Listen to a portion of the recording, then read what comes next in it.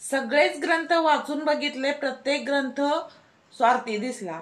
सगळेच ग्रंथ वाचून बघितले, प्रत्येक ग्रंथ स्वार्थी दिसला. या धर्माच्या नावाखाली प्रत्येक जण आपापल्या धर्माचाच उदो उदो करताना दिसला. कुणी म्हणालं ख्रिश्चन हो, याच्यात खूप फायदा आहे, हा आमचा धर्म कसा चांगला आहे. तर कुणी बुद्धांची गाथा सांगितली. सगळेच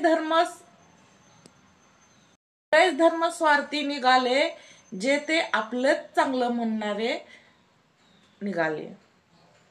म्हणून मी ठरवलं, सगळ्यात भारी संविधान आपलं, ज्यांनी सर्व धर्म समभावाचा मार्ग दाखवला. संविधान दिनाच्या सगळ्यांना खूप खूप शुभेच्छा.